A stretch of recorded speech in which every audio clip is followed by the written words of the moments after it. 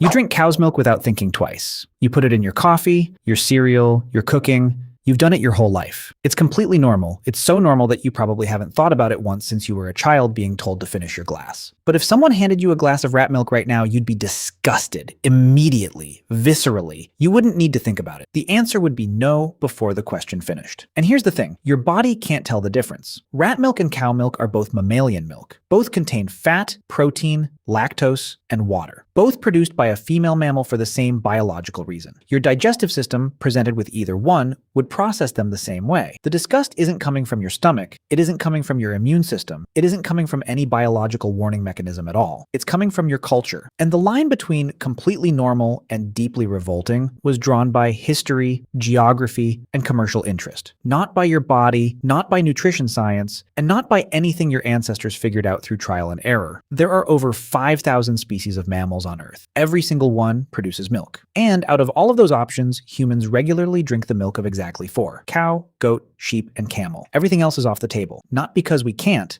not because it's dangerous, because at some point someone drew a line, and then someone else sold you on which side of it you were supposed to stand on. Right now, the global dairy industry is worth over $900 billion.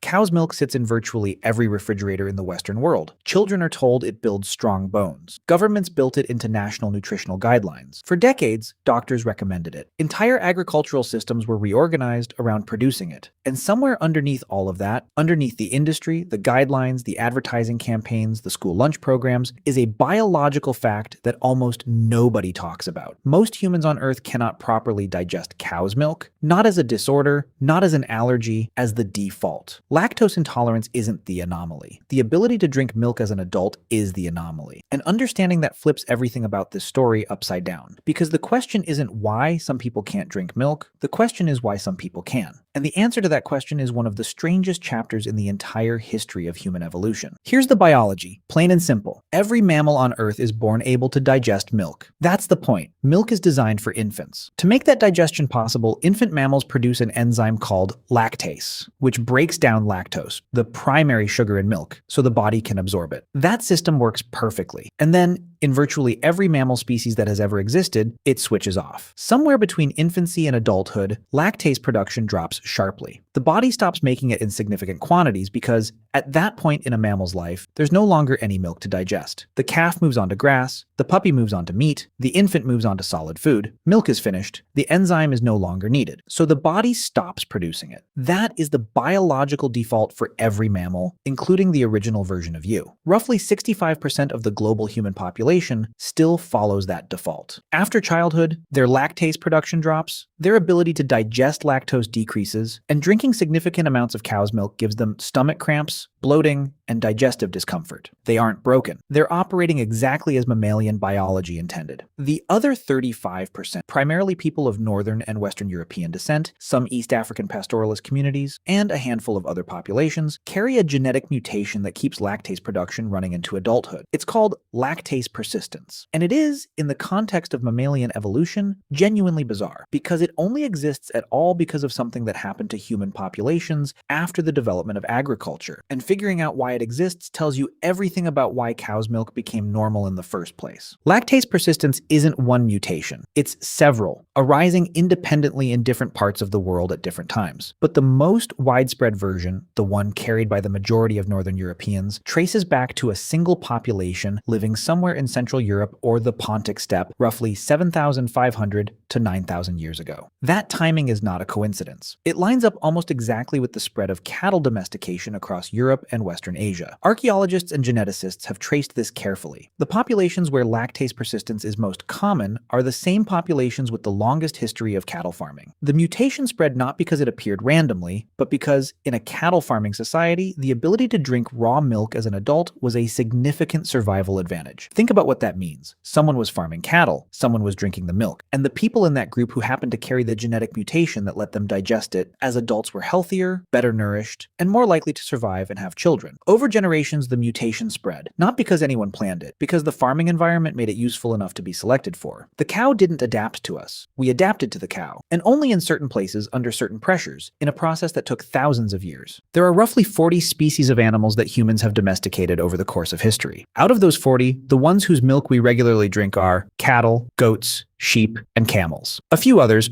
horses in Central Asian cultures, reindeer among Arctic peoples, water buffalo in South and Southeast Asia, are milked regionally. But globally, cow's milk dominates. And the reason comes down to a very specific combination of factors that no other animal matched quite as well. Cattle are large. A single cow can produce between 6 and 7 gallons of milk per day under modern farming conditions. A goat produces about half a gallon. A rat produces less than a teaspoon per day, which, to be clear, is part of why nobody is farming rats for milk. The logistics are nightmarish, not just the cultural barrier. Cattle are also relatively docile after domestication. They're herd animals with a social structure that makes them manageable in large numbers. They can be fed on grass, which is the most abundant plant material on Earth. They produce not just milk, but meat, leather, and labor. From a pure agricultural value calculation, the cow is extraordinarily efficient. The pig, by comparison, produces milk for a very short lactation period and has so many nipples distributed across her body in a way that makes mechanical milking practically impossible. The horse produces milk with a very different sugar composition, more similar to human milk than cow's milk, and horse domestication happened primarily for transport and warfare, not dairy. The elephant produces milk but is notoriously difficult to keep in captivity and takes decades to reach reproductive maturity. You'd be waiting a long time for your morning coffee. Someone at some point looked at all of the available options and worked out through trial and error and necessity that the cow was the best answer. And they were right. Under the constraints of early agriculture, the cow made more sense than anything else available. Here's where the story gets genuinely interesting, because not everyone reached the same conclusion. Across East Asia, China, Japan, Korea, large parts of Southeast Asia,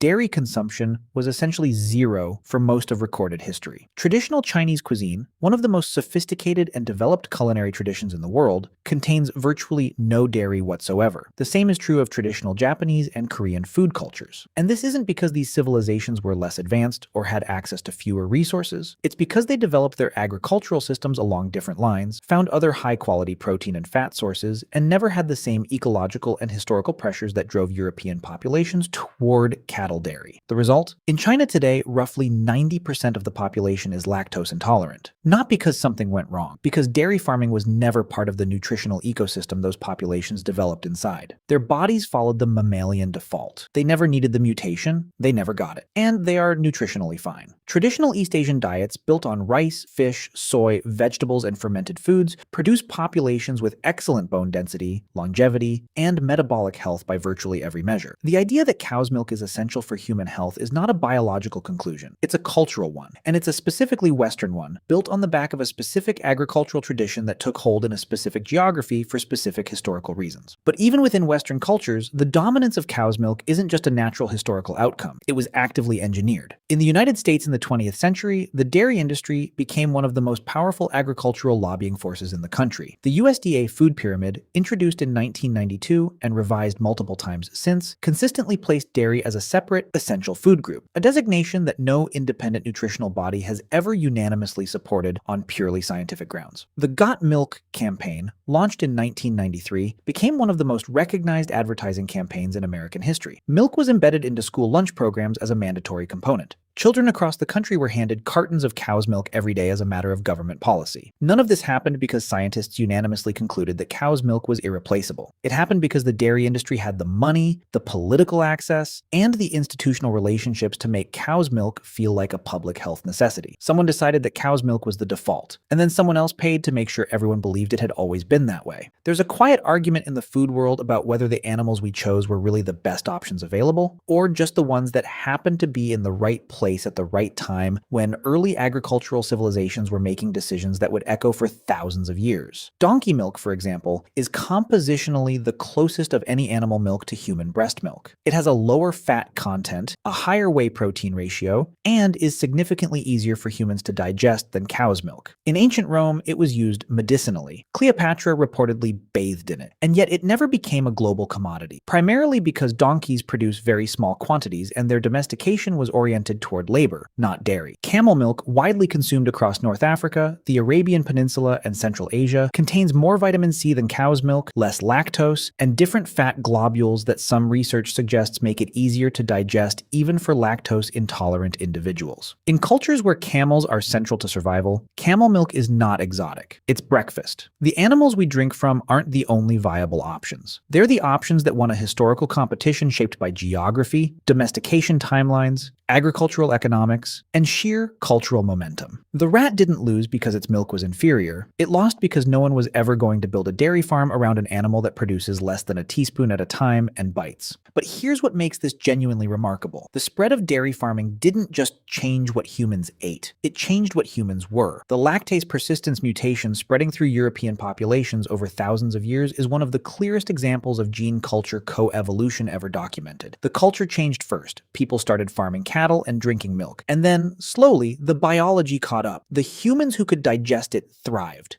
The mutation spread. The culture reinforced it. The mutation spread further. You didn't inherit the ability to drink cow's milk from some ancient biological wisdom. You inherited it from a farming practice. The cow shaped your genome. And in populations where that farming practice never took hold, the genome stayed exactly as it was designed to be. Neither version is wrong. They're just responses to different histories, which means that when you pour milk into your coffee, you're not doing something natural. You're doing something historical. You are the biological product of an agricultural decision made by people who lived 8,000 years before you were born, in a part of the world you may never have visited, for reasons that had everything to do with surviving a specific set of ecological pressures that no longer exist. Now here's the part that reframes everything. The fact that cow's milk became dominant wasn't a conspiracy, it wasn't a mistake, and it wasn't purely manufactured. It was the outcome of thousands of years of real human decisions made under real constraints, in real environments, by real people trying to feed themselves and survive. The cattle farmers of early Europe weren't being manipulated. They found something that worked extraordinarily well for their situation. Cattle gave them a renewable food source that didn't require killing the animal. You could milk a cow every day for years. In a world where food security was a constant emergency, that was transformative. The mutation that let adults keep drinking milk wasn't a trick played on them. It was a genuine survival advantage that their bodies incorporated over generations. The commercial manipulation came much later. The USDA lobbying, the advertising campaigns, the school milk programs, those are a 20th century story layered on top of a 10,000-year-old agricultural reality. The underlying product isn't a fiction. It's just been dressed in a costume designed to make it look more essential than it actually is for everyone on Earth, including the 65% of people whose bodies were never designed to process it in the first place. The honest version of the story is this: cow's milk is genuinely useful for the populations whose ancestors adapted to it. It is genuinely unnecessary for everyone else. And the global food system decided to pretend that one of those facts was true for everybody. So why don't we drink any other animal's milk? Because 10,000 years ago, someone in the Fertile Crescent domesticated a cow and found that its milk was worth more than its meat on a daily basis. Because the people in that group who could digest it as adults had a survival advantage that wrote itself into their DNA over thousands of years. Because cattle were large enough, docile enough, and productive enough to scale into an agricultural system in a way that rats,